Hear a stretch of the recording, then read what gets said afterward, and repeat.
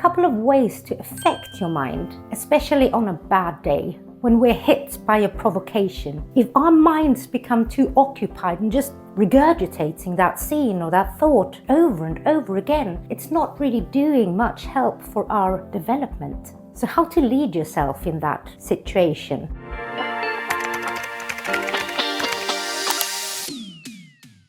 I want to focus quite a number of these coming episodes on practical advice, because I've had so many people saying, that makes sense, Ebba. I actually feel a lot better. That I really want to share with you, because I'm hoping that some piece of advice will resonate with you. I'm Ebba.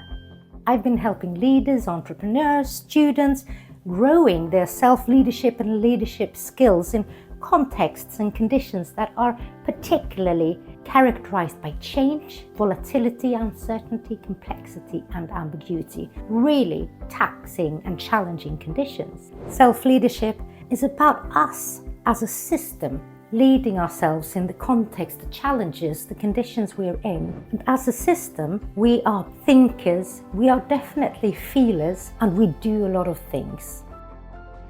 But let's start up here, because conscious action and self-leadership will definitely start in our minds. Lift and shift. Lift your body out of that place in which your thoughts are going haywire and shift yourself somewhere else. Go for a walk, FaceTime with a friend. Don't be in that physical space, because the space and the thoughts are becoming connected as a whole in your mind. It may sound banal, but you try it. It can actually do magic. You get perspective. I'm sometimes amazed of how empty my brain is, and that is sometimes relaxing and sometimes a bit like a vacuum. And when there's a vacuum, there will be something drawn in to fill that vacuum. And if that thing that is drawn in are fairly negative thoughts or worries, or perhaps fixations about what will happen if I leave the iron on, or did I turn off the stove, or what will happen if I get ill? If those are notions and ideas that keep on coming back to you in your life, then one way of filling your mind with more informed thoughts, that is to look for real knowledge. So good sources and good knowledge. A friend of mine was really worried about the possibility of having left the iron on over and over again. That thought was really annoying and bothering. So I told my friend to do two things. Phone the company that produces the iron and phone the fire department, because it's no good if I'm doing it. She has to do it for herself. That is also self-leadership. And own your fears. You are in your right to seek knowledge and lead yourself that way. So ask them, what will happen? And she got really sound and confirming answers. No, the iron will shift itself off if on for too long, and the fire department confirmed that. Normally with iron today, they actually have a kill switch, so they can't be on, causing a fire. Those worries tend to fill up our head. Physically, almost, I can see like popcorn popping and filling up the pot or filling up the head. What you want to do is have real knowledge and information in here, so that the bad popcorns can't pop, basically. Don't feel silly. We are in the right to seek knowledge, good knowledge. I call that fighting demons with facts. What about feelings? Our feelings are so intimately connected to our thoughts, but they are so much harder to identify. Thoughts are there, they're invasive, they're conscious. Feelings operate often in the unconscious. It's another layer of depth, and to access that and understand sort of what am I picking up here and what does that mean to me? What is that feeling? That requires learning, training, and so many of us grow up in a not so emotionally intelligent context, and we really don't have that teacher training us about what our feelings are, our complex and concurrent and messy feelings. This is a tip I call set it and get it. So set your alarm 3 times a day for a number of days, at least 3. And when the alarm goes, stop what you're doing and you identify, what are you feeling right now? Is there a main feeling of irritation or frustration, and then a slight feeling of happiness and joy or anticipation because you're going to do something nice? Verbalize them. Put words on what you're feeling and say them out loud. It will feel very odd the first 200,000 times.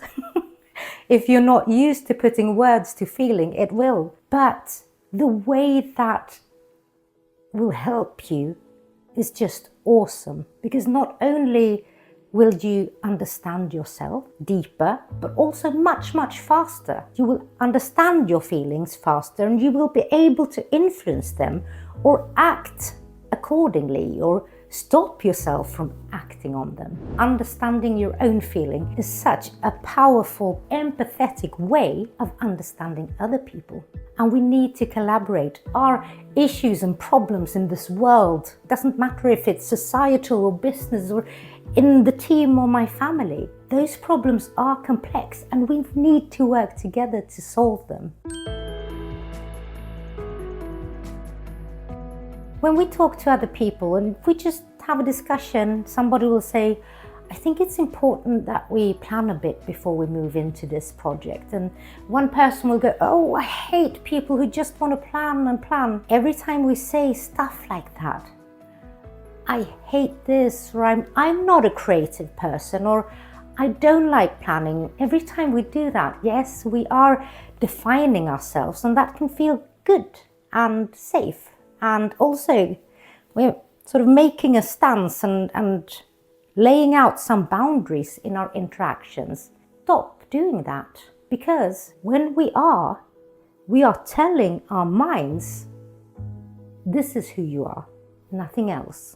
This is what you feel, nothing else. And if we keep on repeating that, oh, I hate people who plan, oh, I hate people who are too spontaneous, oh, they're just looking for attention. Every time we actually do that, we are judging ourselves and we're judging others in a way that is totally purposeless. It's like an instant stop of our exploration of the world and of ourselves.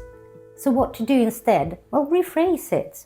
Because you will be rephrasing and refiguring it in your mind, and you will be opening doors that way to your own growth. So rephrasing is, I don't usually do that. I want to try it. Or planning actually scares me a bit because I'm afraid we are locking ourselves into a path. So by changing just a couple of words, instead of boxing yourself in, you're opening yourself up to a lot of more interesting discussion, because you haven't cut people off mentally and you're opening yourself up to growth. Be your own best friend. Well, that sounds easy and a little bit banal, but it is much harder than you think. What would you say to a friend who has failed, mucked up, made somebody miserable, let somebody down, or him or herself down? What would you say to that person? I'm guessing you wouldn't, if it's your best friend, be going, you should have known better, and really, had you only been more prepared, or you know this, why? You wouldn't be condemning them, making them feel bad. So why are we doing that to ourselves? It's not that we're ignorant of our friends' potential. We know they're great people, and so are we. And that's our problem. When we know we can do better, we beat ourselves up for not doing that. Our best friend wouldn't do that to us, so why should we? The words that you would be saying to a friend who really messed up and who's really upset about it, write those words down.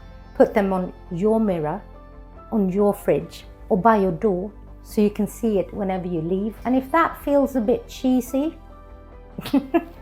let's go back to the whole essence of this exercise then. You wouldn't condemn your best friend for saying loving words to you. So don't condemn yourself for saying lovely words to you. I'll be doing quite a number of these because self-leadership skills are infinite in a way.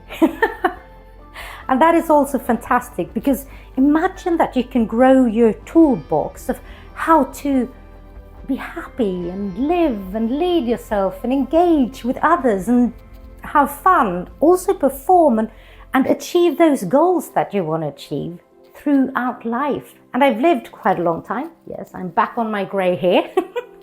So I've got quite a number of these to share, and I know they've worked because they worked for hundreds of people, and they work one-to-one when I can coach, when I can go deep into a person's growth and really tailor-make how I can support that. Pieces of advice and the whys. 1. Get those facts. So combat spiraling thoughts and recurring worries with facts. 2. Capture your feelings and talk to yourself. This will build self-compassion and robustness because you feel silly doing it and because you're actively exploring how you feel. 3. Change your body to change your mindset. You need to be upright to feel upright. 4. Don't define yourself too narrowly or too assertively, because you'll invite others to box you in. 5. Be your own best friend. You should always be able to turn to yourself for support.